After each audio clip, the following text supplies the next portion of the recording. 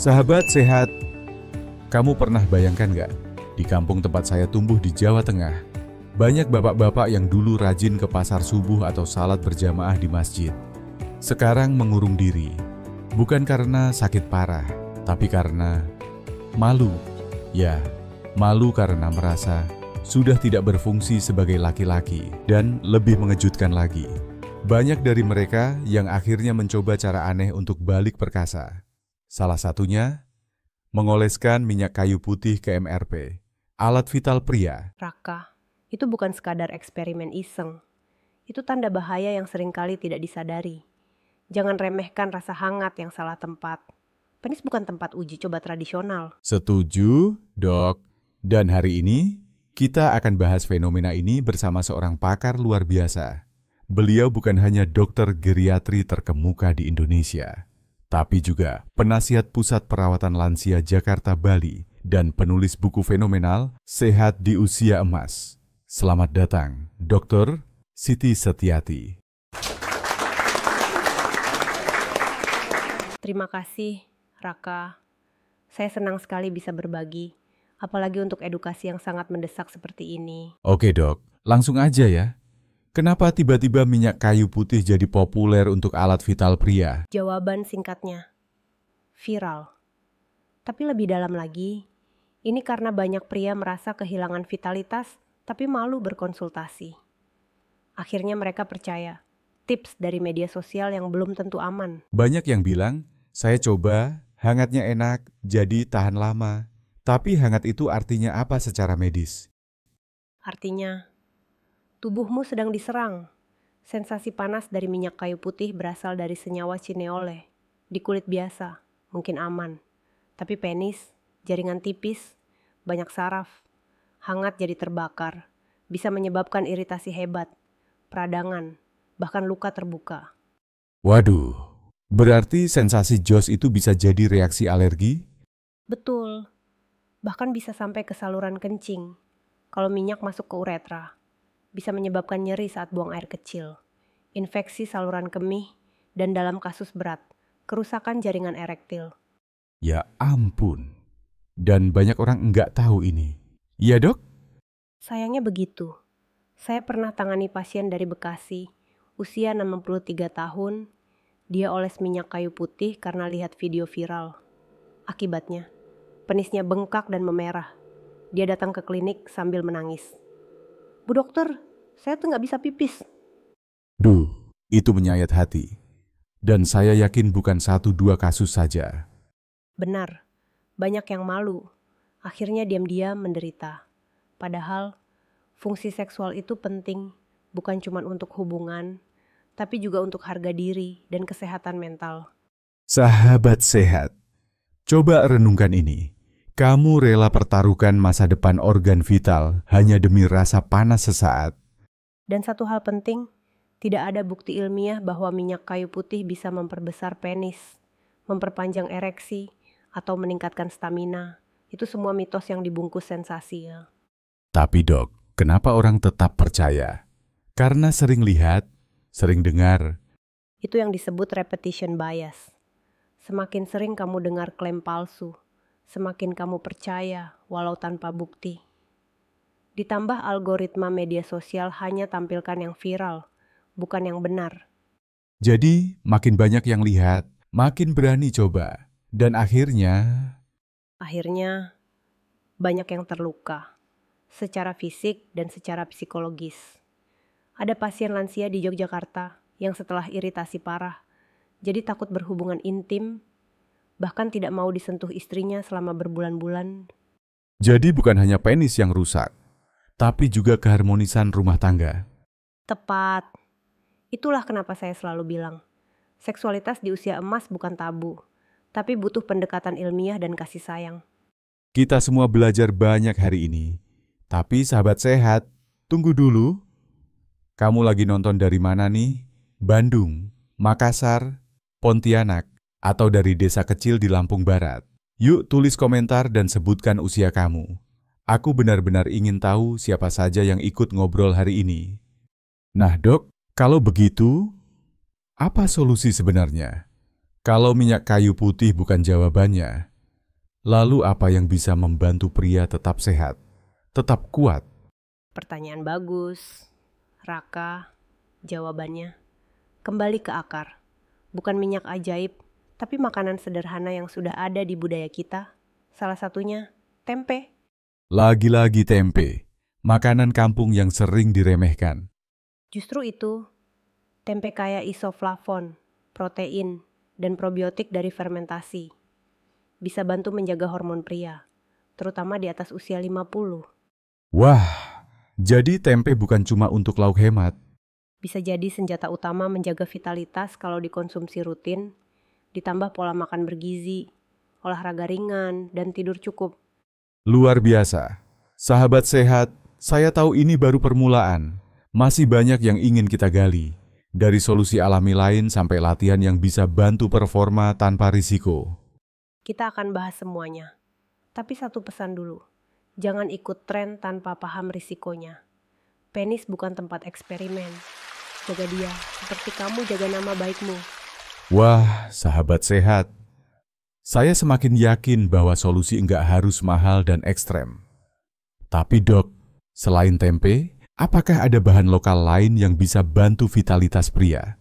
Tentu ada, Raka, bahkan banyak. Salah satu yang sering saya rekomendasikan ke pasien-pasien lansia saya adalah air kelapa muda. Hah? Air kelapa? Itu kan minuman buat orang masuk angin atau haus habis ronda malam. Dok! Tersenyum. Banyak yang mengira begitu. Tapi air kelapa itu kayak elektrolit, magnesium, dan kalium. Yang penting lagi, ada kandungan arginin, zat yang membantu pelebaran pembuluh darah. Jadi, bisa bantu sirkulasi darah ke organ vital juga? Tepat, ereksi itu soal aliran darah. Tanpa sirkulasi yang lancar, pria akan kesulitan mempertahankan atau bahkan memulai ereksi. Air kelapa membantu menjaga tekanan darah tetap stabil, dan secara tidak langsung mendukung performa seksual. Wah, luar biasa. Jadi kita pikir cuma buat segar-segar. Ternyata bisa bantu stamina juga.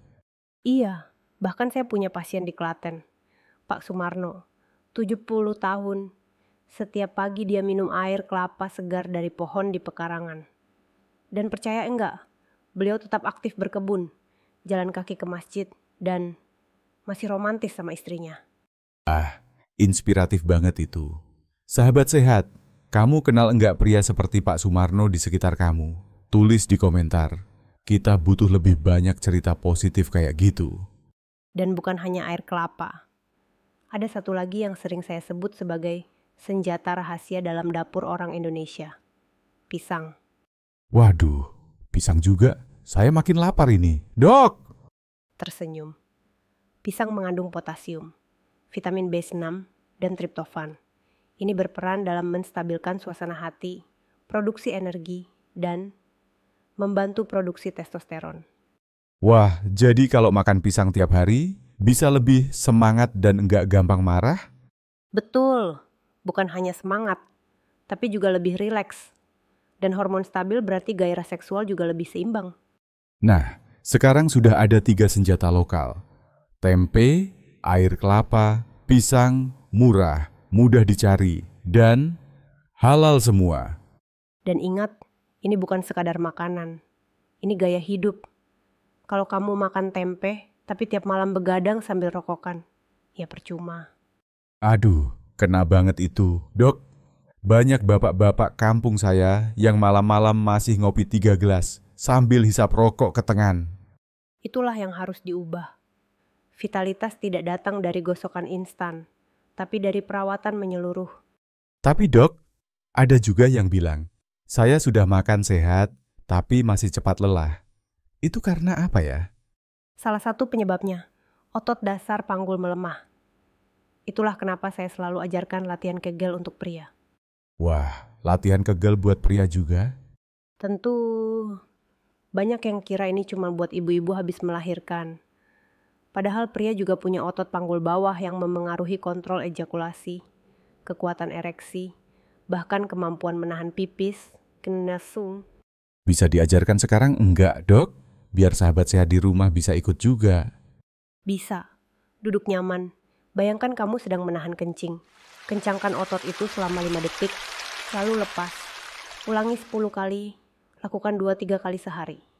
Simpel banget. Bisa sambil nonton TV, sambil naik ojek, bahkan sambil masak mie. Nah itu, tapi butuh konsistensi. Banyak pria yang berhenti di tengah jalan karena merasa nggak langsung terasa.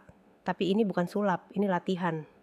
Dok, kalau semua pria 60-70 tahun di Indonesia rutin latihan kegel, makan tempe, minum air kelapa, dan tidur cukup, apa yang terjadi? Saya berani bilang, mereka akan hidup lebih lama, lebih bahagia, dan lebih percaya diri di hadapan pasangan. Luar biasa. Dan semua itu bisa dimulai hari ini tanpa perlu obat mahal, tanpa perlu coba-coba berisiko. Betul, kita tidak butuh tren aneh dari media sosial. Kita butuh kembali ke akar budaya sehat kita sendiri. Sahabat sehat, sekarang giliran kamu. Kamu sudah coba latihan kegel belum? Pernah minum air kelapa segar tiap pagi? Atau punya resep rahasia jaga stamina dari orang tua zaman dulu? Tulis di komentar. Saya pengen banget baca cerita kalian semua. Dan bagi yang punya pertanyaan soal vitalitas di usia emas, jangan malu tulis juga. Kita akan bahas satu persatu di episode berikutnya. Oke dok, sebelum kita lanjut ke bagian yang membongkar mitos dari media sosial, adakah pesan terakhir? Jangan percaya sensasi. Percayalah pada kebiasaan sehat. Penismu bukan alat uji coba, tapi bagian berharga dari kualitas hidup. Dok, kita sudah bahas makanan sehat, latihan kegel, pola hidup, tapi saya rasa masih ada satu musuh besar yang kita belum bahas. Kamu pasti maksud tutup media sosial? Betul, TikTok, Instagram, YouTube. Banyak pria, apalagi yang merasa malu tanya ke dokter, akhirnya cari jawaban di internet. Masalahnya, jawabannya menyesatkan. Sangat menyesatkan. Banyak konten dibuat untuk viral, bukan untuk edukasi. Saya pernah lihat video yang bilang, oles minyak kayu putih 10 menit sebelum hubungan. Hasilnya seperti obat kuat. Ya ampun, dan view-nya bisa jutaan, dok. Itulah bahayanya. Orang lebih percaya jumlah likes daripada literatur medis. Padahal, nggak ada satupun jurnal ilmiah yang membenarkan penggunaan minyak kayu putih untuk alat vital pria. Saya jadi ingat satu pasien teman saya. Dia coba tips viral oles bawang putih ke penis. Katanya biar tambah besar. Hasilnya, luka bakar tingkat 2. Saya juga pernah tangani yang serupa. Seorang pria usia 58 dari Tasikmalaya. Oles campuran minyak kayu putih dan balsem. Awalnya hangat, lalu perih, lalu bengkak. Akhirnya harus dibawa ke IGD. Aduh. Dan ini semua karena eksperimen tanpa edukasi. Dan lebih parahnya lagi, mereka malu cerita kelanjutannya. Video yang viral cuma memperlihatkan sensasi awal, tapi enggak pernah ada kelanjutan. Luka, nyeri, infeksi, stres psikologis, tuniasa.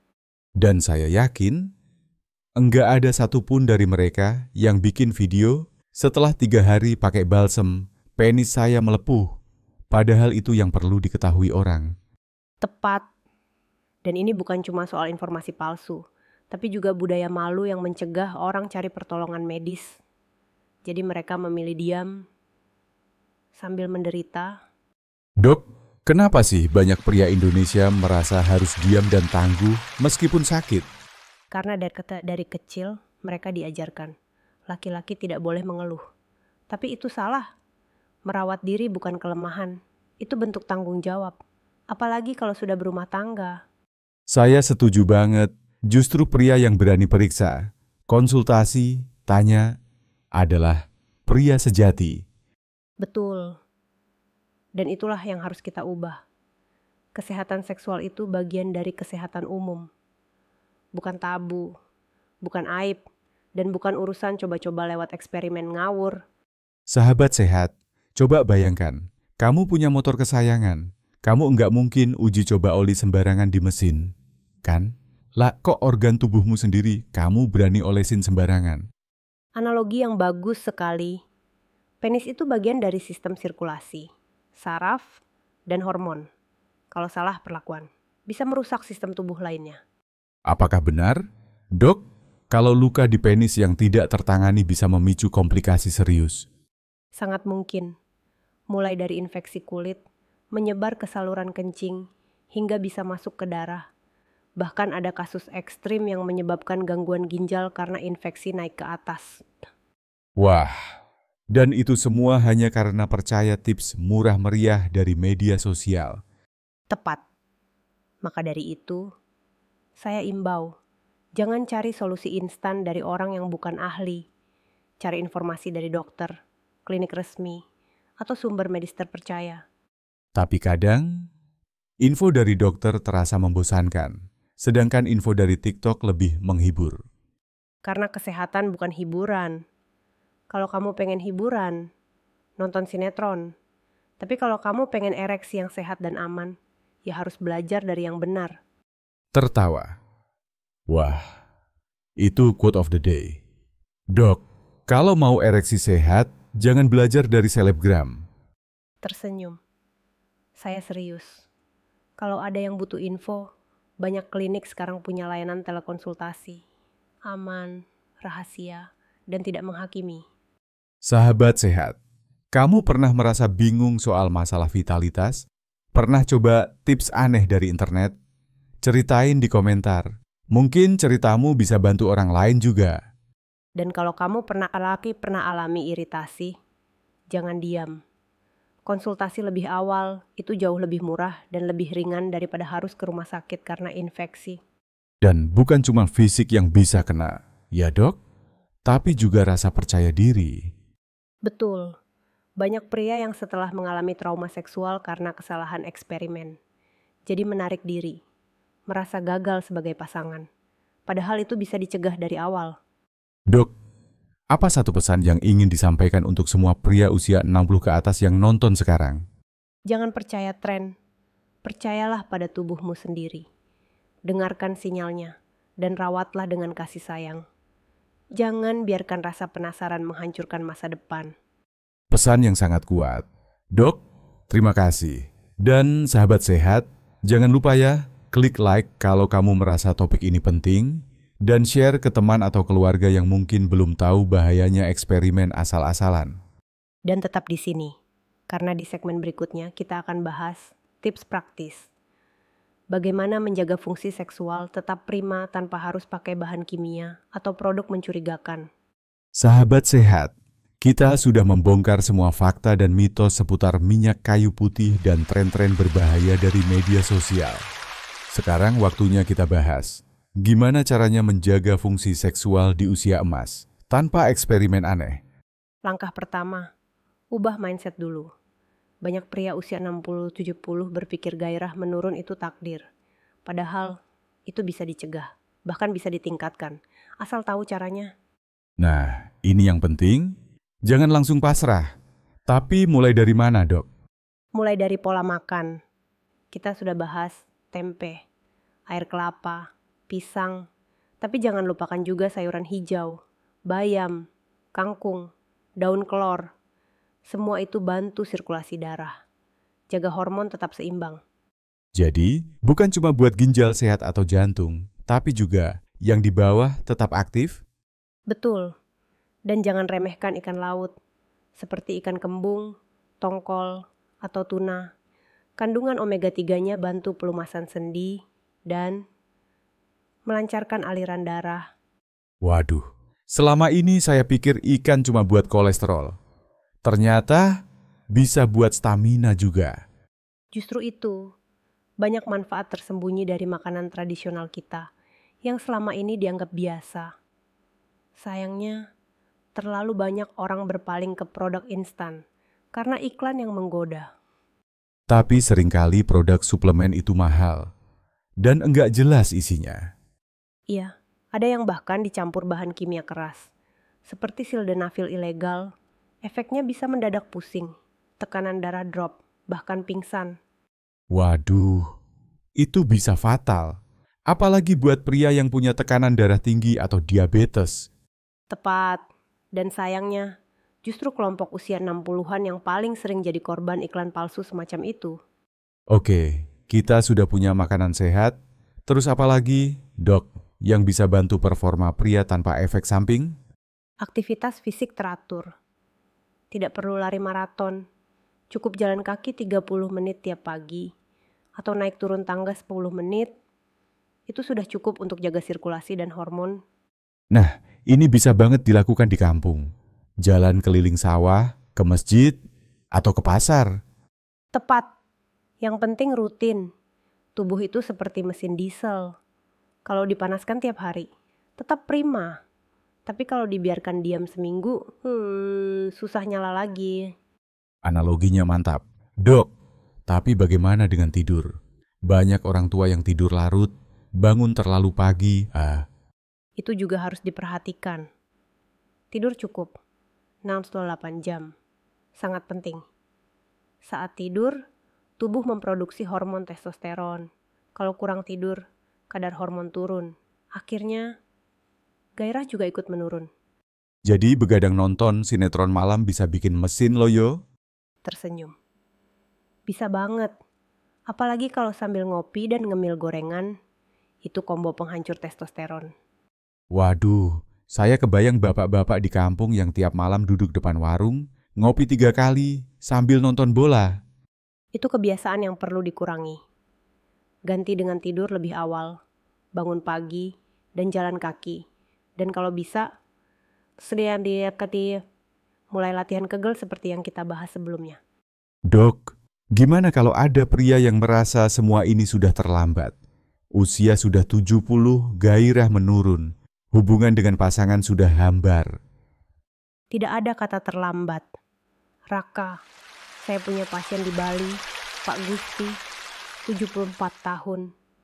Dulu merasa dirinya sudah selesai. Tapi setelah mulai pola makan sehat, latihan pernapasan, dan konsultasi rutin, dia bilang, saya merasa seperti usia 50 lagi. Wah, itu bukti hidup ya, Dok? Betul. Yang penting kemauan dan konsistensi. Dan jangan lupa, ajak pasangan bicara. Banyak pria menyimpan masalah sendiri, padahal pasangannya siap mendukung. Jadi, komunikasi itu bagian dari terapi? Sangat penting. Seksualitas di usia emas itu bukan soal performa saja, tapi soal koneksi emosional.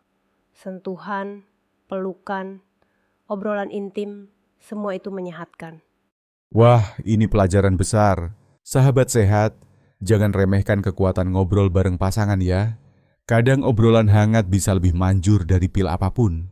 Dan terakhir, kalau memang ada keluhan medis, jangan tunda periksa.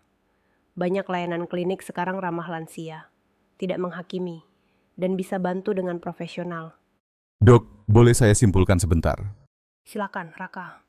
Jadi, agar vitalitas tetap terjaga di usia emas. 1.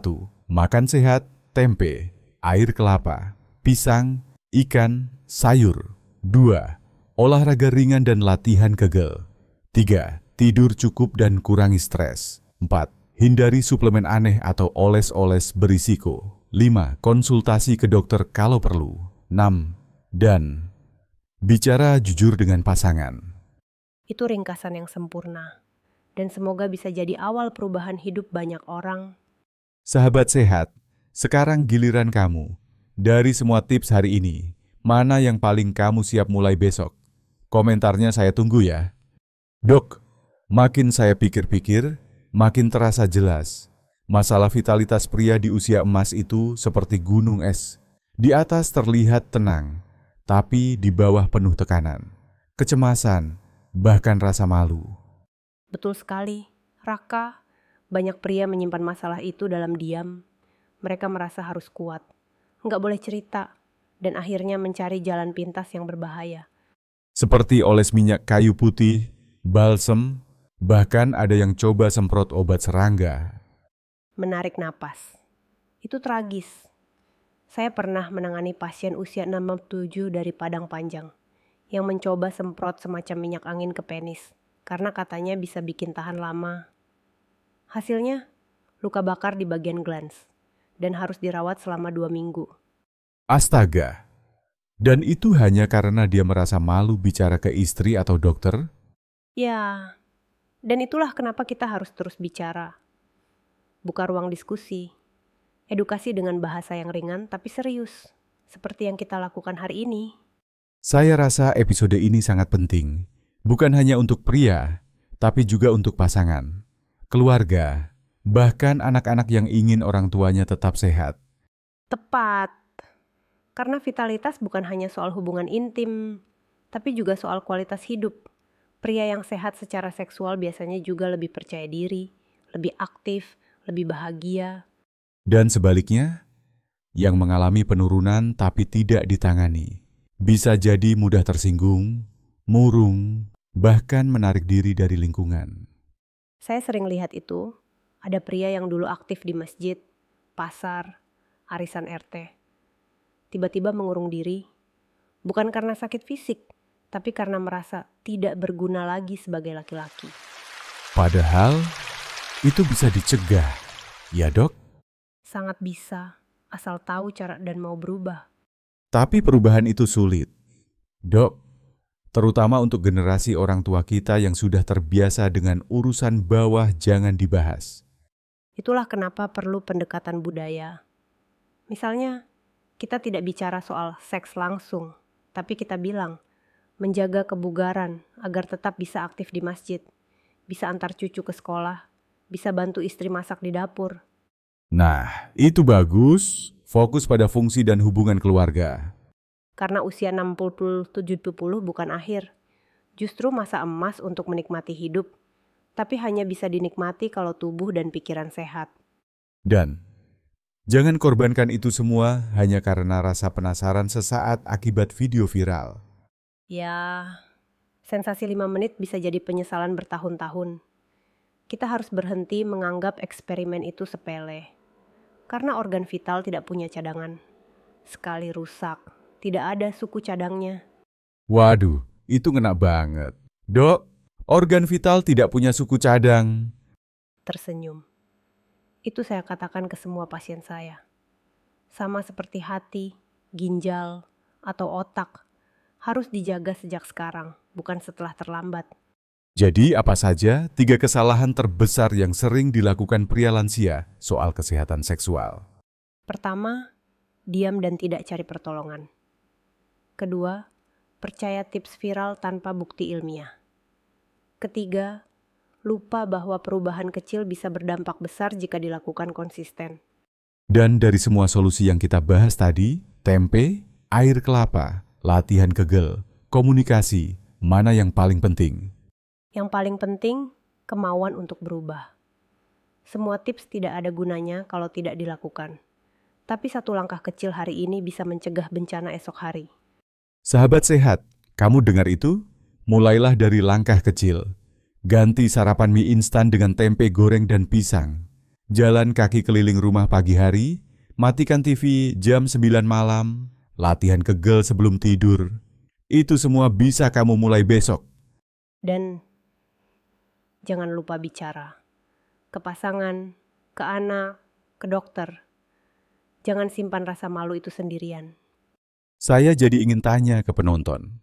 Sahabat sehat, kamu berani enggak mulai gaya hidup baru dari hari ini?